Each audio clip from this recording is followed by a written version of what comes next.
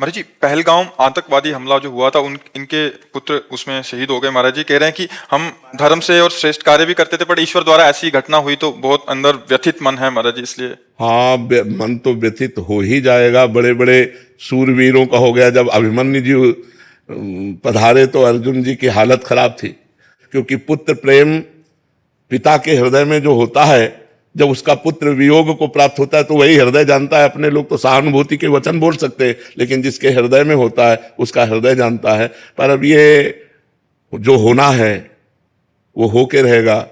अब वो निमित्त कुछ भी बने, आज तक कभी किसी ने काल को दोषी नहीं कहा। मारता सबको काल है, काल को कोई दोषी। अब काल वो विविध रूप धारण कर लेता है, एक्सीडेंट, हार्ट अटैक या कुछ भी, जो भी, लेकिन आयु जब पूरी है तो वो पूरी हो जाती है। अब आप देखो, अगर एक दिन ना जाते, एक दिन पीछे हो जाते, घटना बच जाती।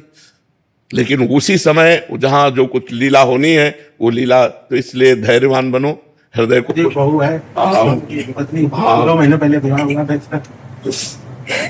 नहीं, हम व्यथित हैं, हम भी कई दिन तक व्यथित रहे। तो आप तो वहां उपस्थित होगी। हम जिसके आंखों के सामने कहा तो सब पत्नियों के सामने एक तो पूछ के मारा था कि अगर हिंदू हैं तो बोलिए। इसके बगल में सब पूरा ब्लड से नहा रहे थे। राधा बड़ी, वो तो दृश्य ही इतना भयानक होगा कि कैसे, मतलब रात में हम भी थे, लेकिन रास्ते से लौट आए थे। हमें अच्छा नहीं लग रहा था वहां जाने में, तो अपने काम बैठे, बेटा तुम लोग चल आने। अब तो धैर्य धारण करना पड़ेगा बच्चा, वो तो। लेकिन तुमने वो दृश्य देखा है, वो कितना भयानक दृश्य होगा, जिस दृश्य को आपने अपने सामने देखा कि अपना जीवन साथ। हम लोग के दिमाग से जाता ही नहीं। हमारे गुरु रमण तिवारी महाराज जी हमारा नाम जप करते नहीं, वही चेहरा। हाँ बिल्कुल, जब हमने घटना सुनी कई दिन व्यथित रहा, जैसे आप फिर ताजा हो गया। आप तो दृश्य देखे हैं, और आपके तो पति गए हैं, पुत्र गए हैं, अपने लोग तो केवल सुनकर तो भी हृदय व्यथित हो जाता है। पर आपको धैर्यवान बनना चाहिए। हम लोग का मन बहुत नहीं, अब धैर्यवान बनो। रोने से या व्यथित होने से, डिस्टर्ब होने से अब हाथ तो कुछ लगेगा नहीं।